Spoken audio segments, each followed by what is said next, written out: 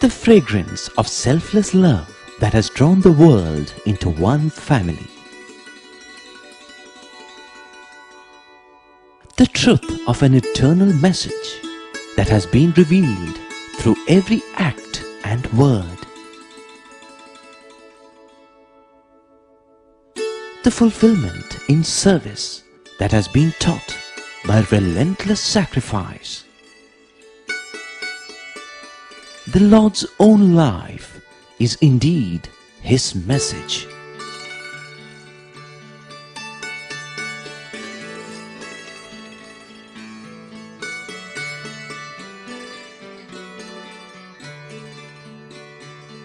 Sai Ram, and welcome to the 30th and the last episode in our running series entitled The Message of the Lord, which we started airing on the historic date 20th of October 2010.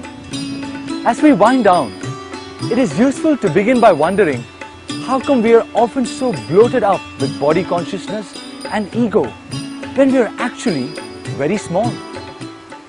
Many years ago, Dr. Philip Morrison did a wonderful article in Scientific American entitled The Powers of 10.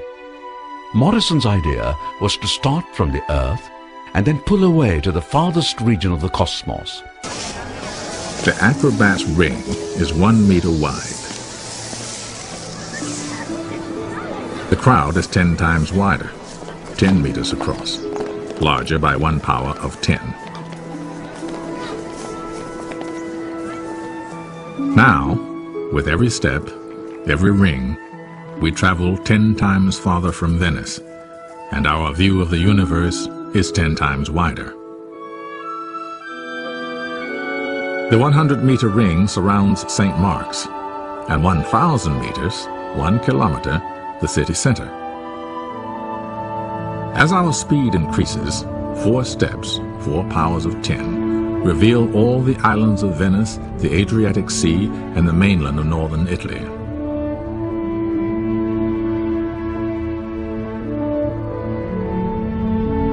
Six steps take in Europe from central Germany across Italy to the Balkans. And soon we can see the entire planet, our home in space.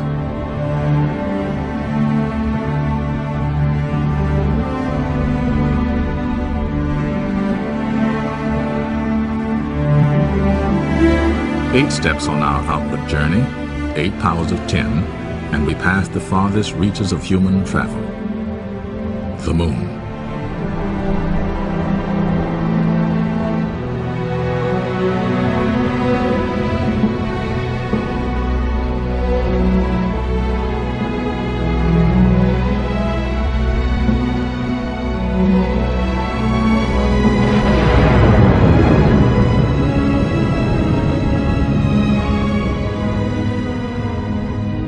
If we visualize the paths that the 9 planets take in their orbits around the Sun, at 13 steps from St. Mark's Square, the entire solar system comes into view.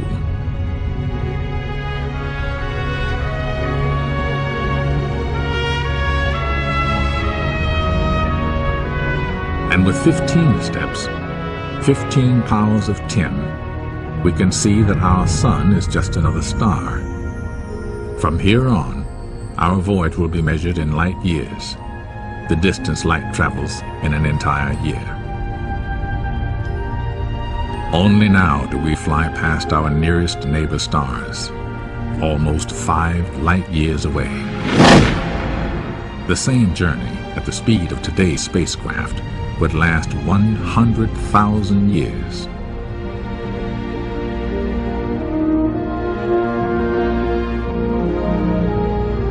As we cross the perpetual night, our voyage takes us up and out of our Sun's neighborhood, near the edge of a great pinwheel of stars.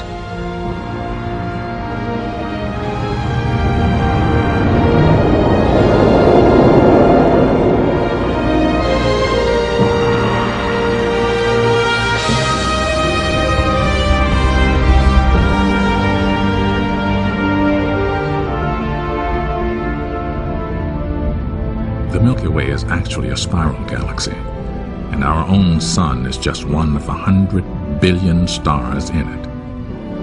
At this immense scale, 23 powers of 10, each shining light we see is not a star, but an entire galaxy, composed of countless stars. Astronomers have discovered that the galaxies are flying away from one another. The universe is expanding. Our own galaxy and all the others form clusters and superclusters of stupendous size, hundreds of millions of light years across. And here, about 15 billion light years from Venice, we approach the outer limits of the visible universe. What lies beyond this cosmic horizon, we cannot see and do not know. It is when we actually go through such an exercise that we truly appreciate how small and insignificant we really are. Morrison then did a similar exploration into the world of the small. This busy world of single-cell paramecia is only 1 millimeter across, 3 powers of 10 smaller than a meter. The microscope allows us to continue our journey into the realm of the very small. As we move into the cell nucleus, each new ring now reveals a world 10 times smaller in diameter than the last. Deep within the nucleus, we come upon truly remarkable constructions, long spiraling molecules of DNA.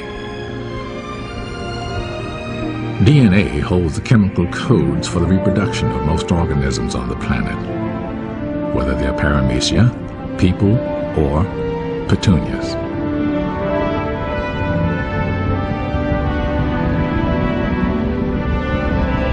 Voyaging on, we see that molecules are made of even smaller parts called atoms.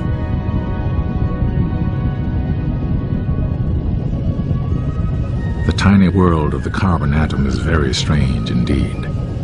Its 6 electrons seem to swarm everywhere at once. Now our voyage takes us through a void that appears as vast as the space between the stars. Ahead lies the atomic nucleus, so fantastically small that if the whole atom were the size of this theater, its nucleus would be like a speck of dust. Yet the nucleus contains almost all of the atom's mass, packed into particles called protons and neutrons. And these, in turn, are made of still smaller, mysterious things called quarks. Exploring this, the inner frontier of the universe, physicists wonder if quarks might contain even tinier building blocks of matter. Altogether, a very fascinating exercise taking us to the world of the very large as well as the very small. Like most scientists, Morrison avoided mentioning God, but today I would like to take you on that same trip almost to the edge of space with a specific idea of giving you a glimpse of the glory of God. You see how vast the universe is and how insignificant we are in relation to the cosmos? And yet, as Bhagavan Baba often points out to us, how puffed up humans feel just because they have property, money, power, etc., or have done something or beyond the normal. Is this justified? And the funny thing is that even many devotees feel that way. So much so that when they are in the presence of Bhagwan Baba, they forget that they are in the presence of the very God who created all that we just saw. That is the power of ego, blinding one to the presence of God Himself. Turning to the glory of God, Swami says that one can see it everywhere, in fact, wherever one looks.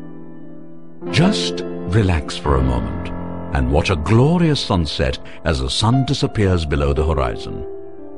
What a soul-filling sight it is.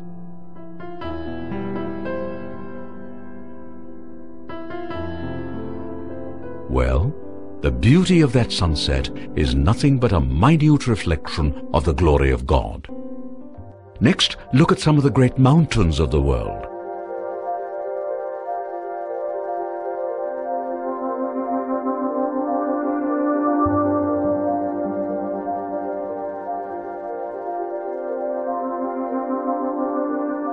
The majesty of those mountains proclaim nothing but the glory of God. There are, of course, countless such examples.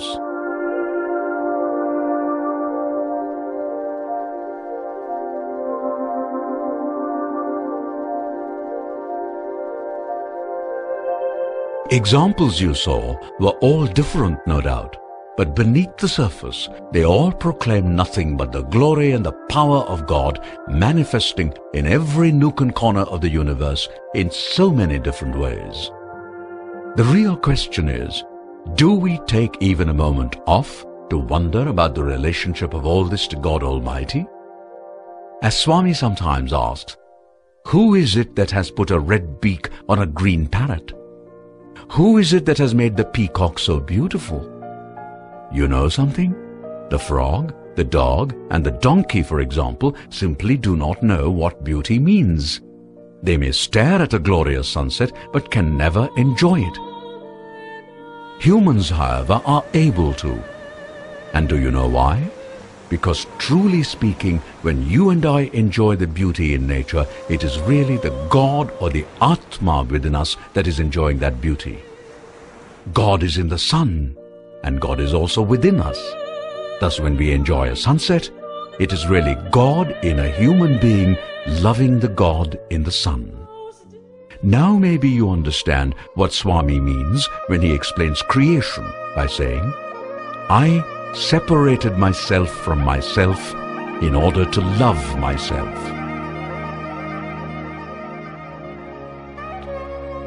In other words, it is all a divinely orchestrated heart-to-heart resonance of which we are not even aware. It is rather like a piano maker making a piano and then playing it to enjoy himself. Each of us is thus like a particular key, and thus it is that we all become agents of God in this great loving game. If the piano is not properly tuned, then when some keys are struck, one would not get the proper sound. Rather, one would get a somewhat jarring note.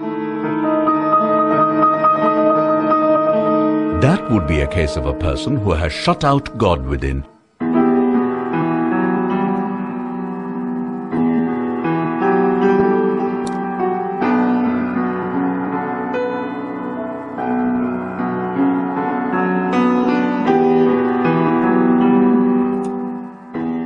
And we have already discussed what we must do in order to set right that problem.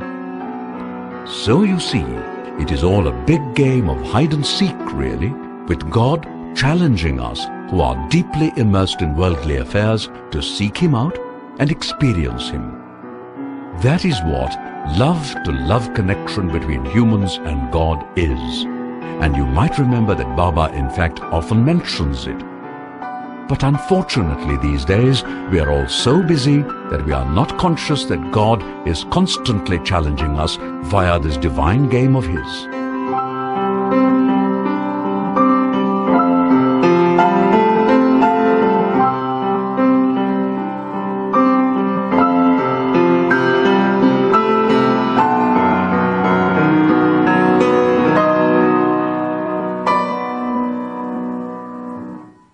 Getting back to how proud humans feel about their achievement, Swami often says, man has built fans for blowing air, but can any fan built by man match the fury of winds during a hurricane or a cyclone?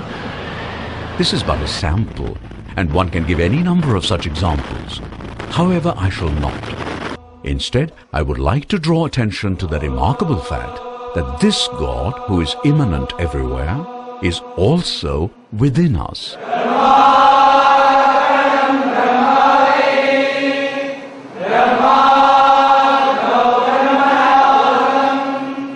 As you are aware, every time Sai devotees have a meal, they dutifully chant the Brahmarpanam mantra.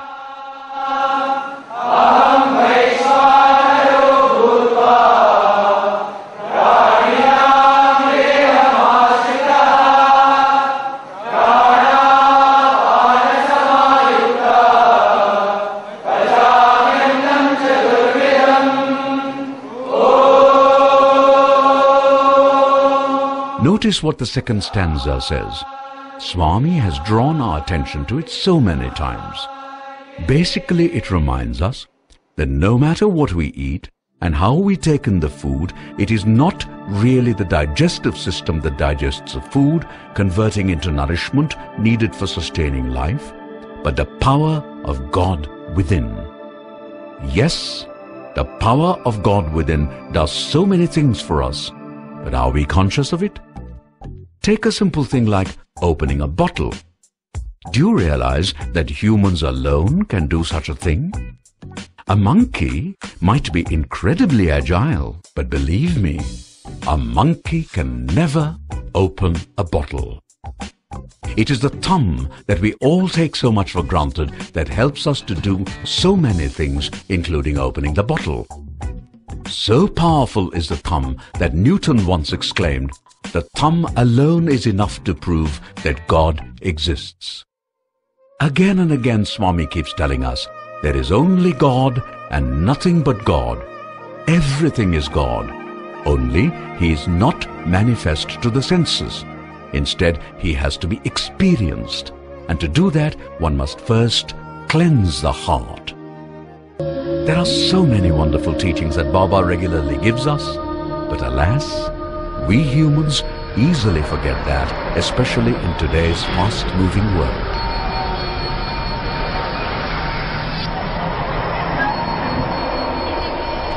And when people in large numbers decide to put God on the back burner, then there is sure to be trouble.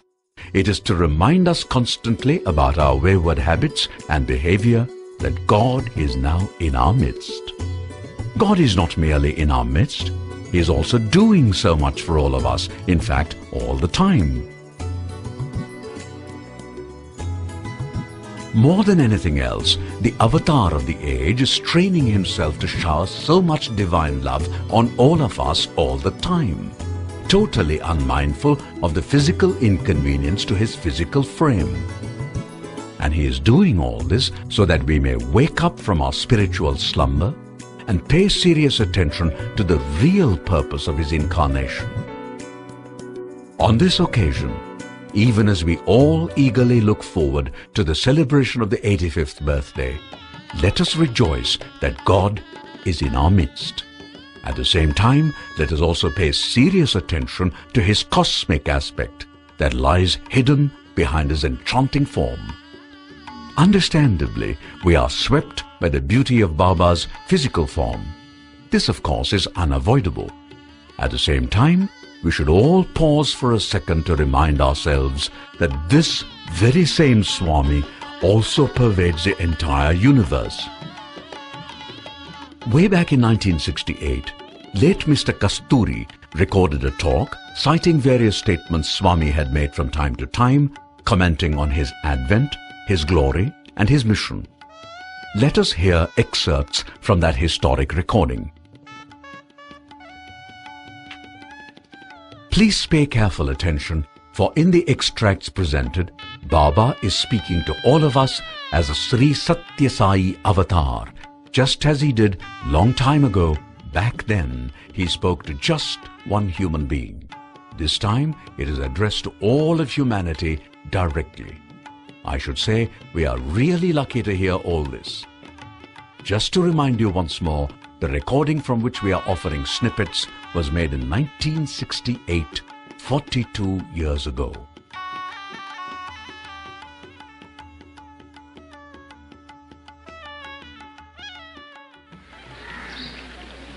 Every step in the career of the avatar is predetermined.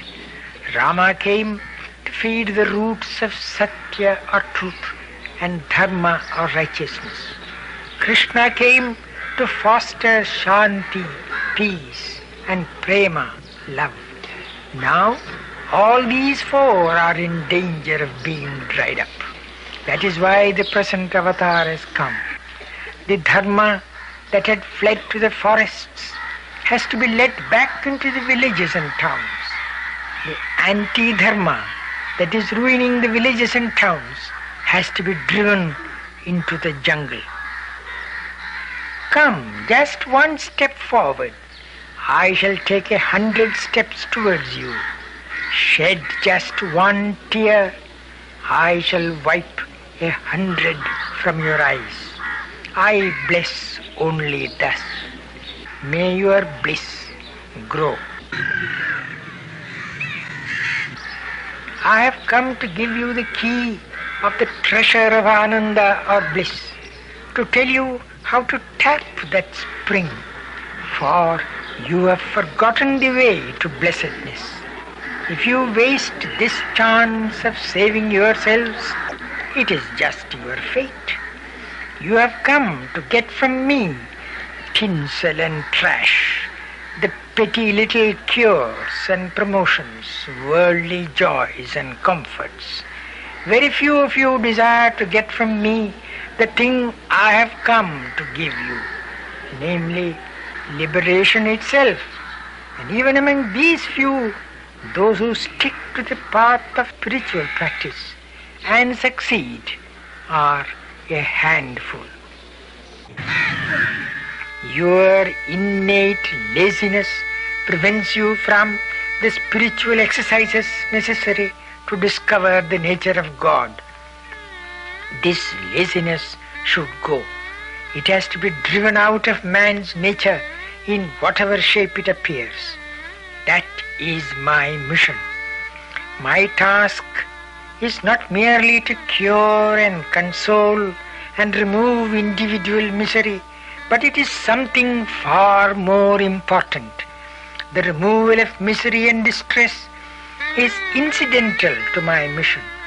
My main task is the re-establishment of Vedas and Shastras and revealing the knowledge about them to all peoples. This task will succeed. It will not be limited. It will not be slowed down. When the Lord decides and wills, His divine will cannot be hindered. But I call you to me and even grant worldly boons so that you may turn Godward. No avatar has done like this before, going among the masses, counseling them, guiding them, consoling them, uplifting them, and directing them along the path of Satya, Dharma, Shanti and Prema. I know the agitations of your heart and its aspirations, but you do not know my heart. I react to the pain that you undergo and to the joy that you feel, for I am in your heart. I am the dweller in the temple of every heart. Do not lose contact and company, for it is only when the lump of coal is in contact with the live embers that it can also become live ember. Cultivate nearness with me in the heart, and you will be rewarded. Then you too will acquire a fraction of the supreme love. This is a great chance. This chance will not come your way again. Beware of that. If you cannot and do not cross the sea of grief now, taking hold of this chance, when again can you get such a chance? Be confident that you will all be liberated. Know that you are saved. Go and tell all that you had come to Puttaparthi and that you got here the secret of liberation. Many hesitate to believe that things will improve, that life will be happy for all and full of joy, and that the golden age will recur.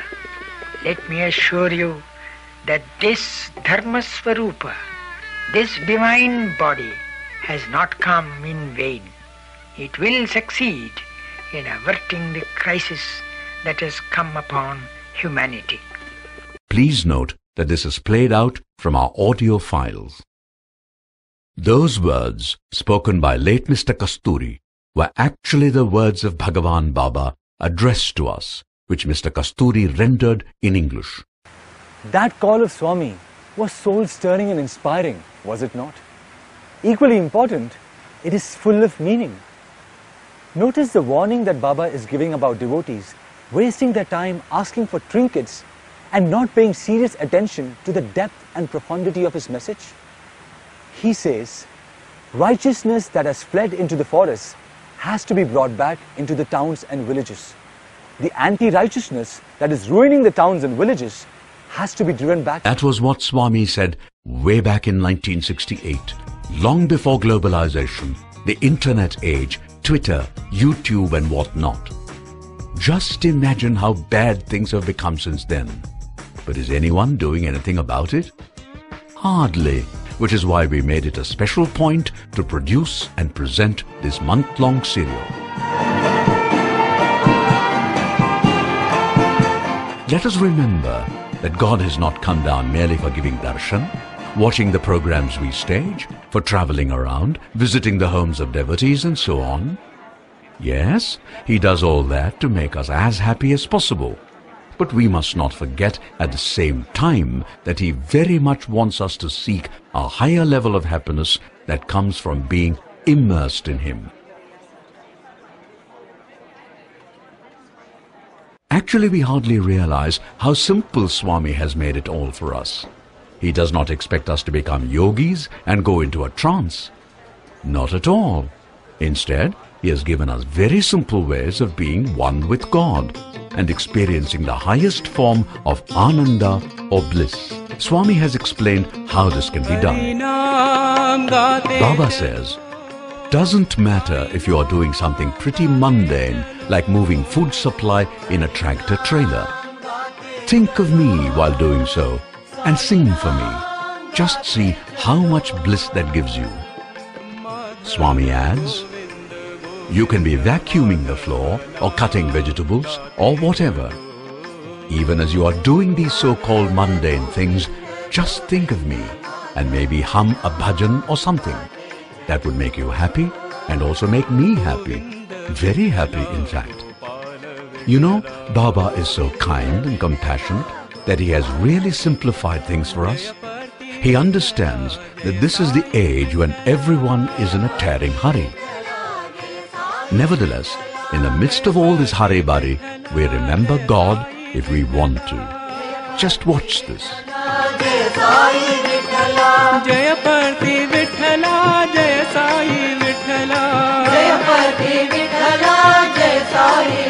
Saw that? There was the pilot praying before takeoff and saying thanks after landing. That, says Baba, is the way work is made into worship.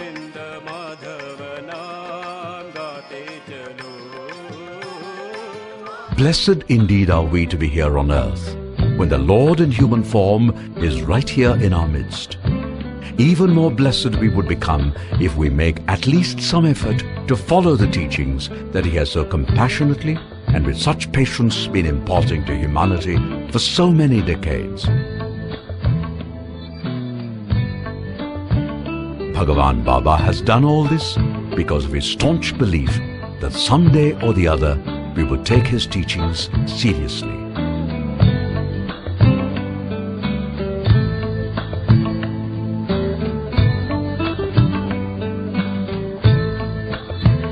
In fact, not only has Swami been giving discourses tirelessly, but also lived his entire message as we have sought to show in the series. When he has placed so much faith in every single one of us, can we afford to disappoint him?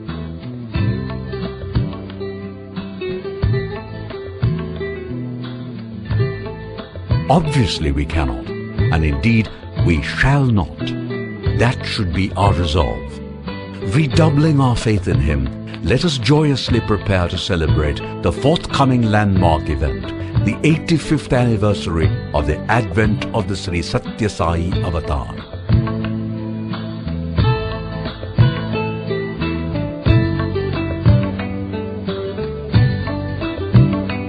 There have of course been many great birthday celebrations earlier.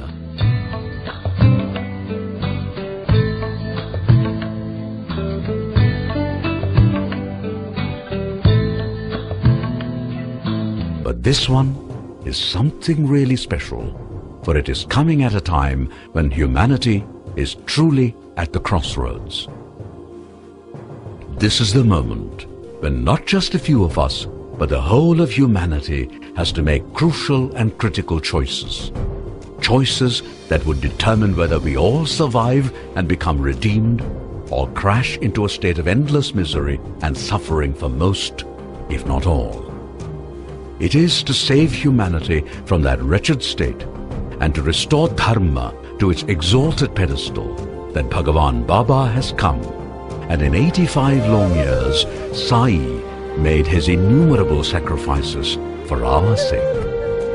Recognizing that truth, let our celebration of the 85th anniversary of the incarnation of Sai also be the day when we are born again, spiritually that is.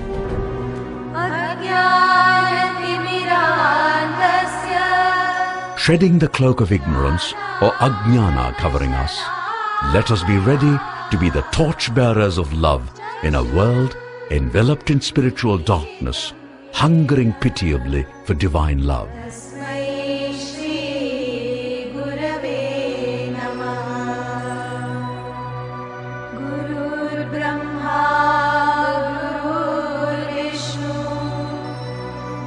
Led by our beloved Swami and seamlessly fusing together as Team Sai, let us march resolutely and steadfastly behind him, knit together by prema and bonded by Atmic consciousness.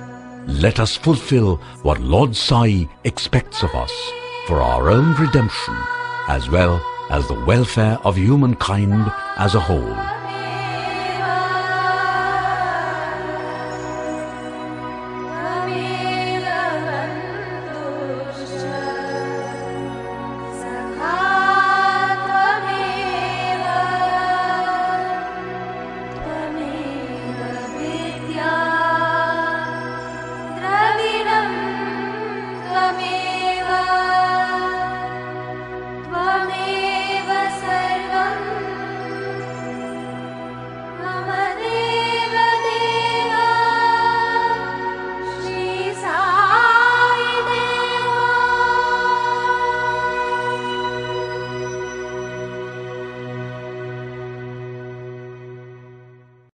Asato ma sadgamaya tamaso ma jyotirgamaya mrityorma amritam gamaya.